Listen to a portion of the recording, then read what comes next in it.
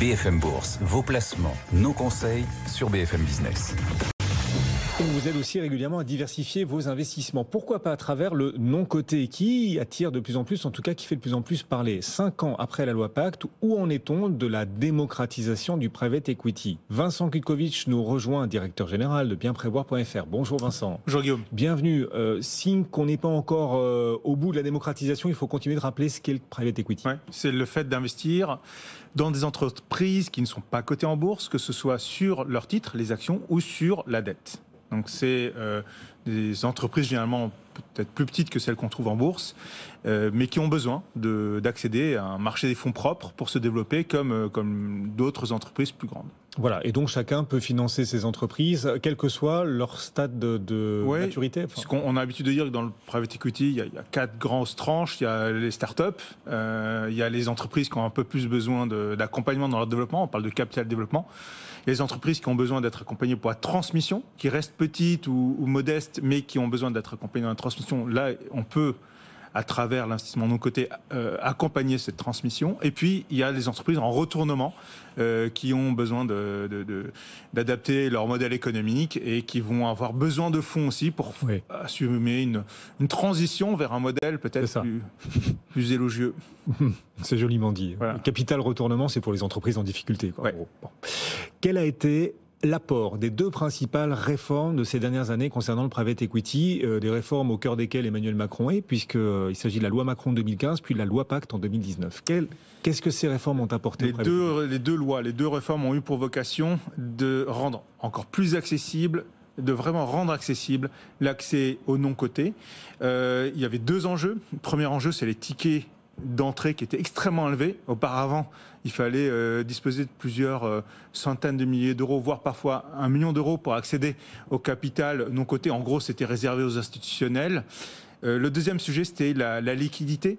Et les épargnants, le grand public a besoin de trouver une forme de sérénité dans la liquidité. L'assurance vie est un excellent véhicule pour ça, parce que l'assurance vie garantit la liquidité à tout moment. Après, il y a différentes formes de liquidité, on pourra les observer par la suite. Mais en tout cas, les réformes ont eu vocation à rendre plus accessible, à baisser les tickets d'entrée. Maintenant, on parle de quelques milliers d'euros pour accéder à cette classe d'actifs et non plus quelques centaines de milliers d'euros.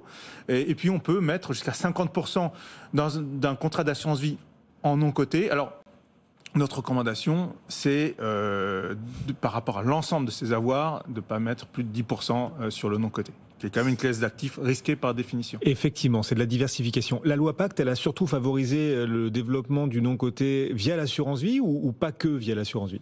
Alors, pas que via l'assurance vie, il y a également les enveloppes retraite qui ont été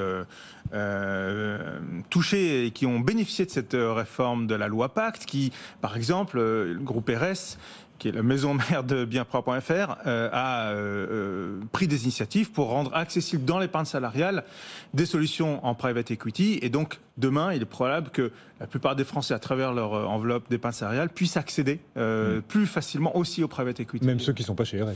Exactement. Que représente l'investissement, du coup, aujourd'hui dans le private equity? On sait que c'est très développé depuis très longtemps, pour le coup, dans les pays anglo-saxons. C'est même, pour les pays anglo-saxons, un moteur de souveraineté, financement souverain. Est-ce que ça commence aussi à prendre cette direction en France? On en est très loin. Un chiffre qui est marquant. En France, on parle de moins de 1% des avoirs, de l'épargne des Français qui est détenue à travers le non-coté. Et en Grande-Bretagne, on parle de près de 60% grâce aux fonds de pension. Ah oui. Donc l'écart est absolument énorme. Maintenant, ce qu'il y a de sûr, c'est une bonne nouvelle. Ça veut dire qu'il y a un potentiel. Il y a un potentiel.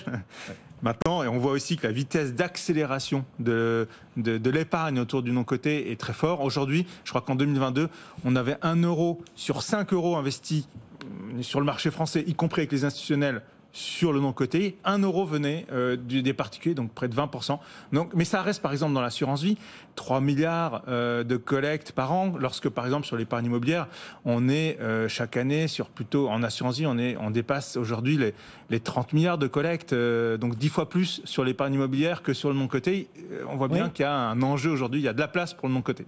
D'autant que les performances historiques, qui constituent en rien une garantie de rendement à venir, mais les performances historiques du private equity sont super intéressantes. Ouais, et c'est pour ça que je voulais en fait en parler aujourd'hui, parce qu'on commence à avoir là, on a 5 ans de recul sur la loi Pacte, mais on a aussi surtout, le non-coté n'est pas arrivé depuis la loi Pacte, on a 10 ans, largement des dizaines d'années de recul, et France Invest, qui est un peu l'organisme qui suit tout ça, nous dit que dans sa dernière étude, bilan 2022, que la performance du non-coté sur les 10 dernières années est de 14%, autour de 14%, par an en moyenne. Ouais. Par an en rendement annuel moyen sur les 10 dernières années sur le marché français. Quand on le compare au CAC 40 dividendes réinvestis, qui est plutôt autour de 10%, on voit que on est sur une gamme de solutions qu'on ne peut pas négliger, c'est sûr. Avec ce genre de sauf que la liquidité, c'est pas celle de l'investissement en bourse. Exactement. Pour le coup, il y a très peu de liquidité. Et alors, donc, le sujet principal, c'est que quand on va sur le non-coté, il faut se dire qu'on va mettre sous cloche une partie de son capital, son patrimoine, pendant minimum 8 ans, voire 15 ans. On le met sous cloche, on n'y touche pas. Et c'est dans ce cas-là qu'on peut envisager d'être sur des performances de ce niveau-là. Effectivement. Et encore, c'est une moyenne. Et on recevait il y a quelques jours Aurélie Fardeau qui nous expliquait, attention, parce que les rendements moyens du private equity, c'est vrai, sont assez attractifs. Le private equity, dans la durée, fait ses preuves. Sauf que les écarts de performance entre les fonds sont gigantesques. Ouais, il faut bien choisir ses fonds. Il faut bien choisir ses fonds. Il faut les diversifier. Il faut diversifier les sociétés de gestion, diversifier donc les gérants, diversifier les secteurs. Et souvent, les meilleurs rendements restent réservés aux institutionnels quand même. Probablement. Bon.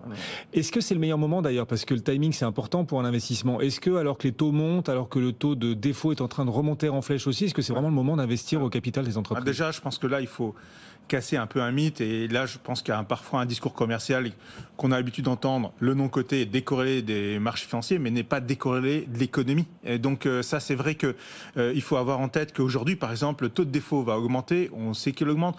L'impact de l'augmentation des taux d'intérêt sur les modèles économiques des entreprises qui ont besoin de dette, par exemple, va avoir un impact. L'inflation peut avoir un impact pour ceux qui n'arrivent pas nécessairement, les entreprises qui n'ont pas nécessairement un bon pricing power.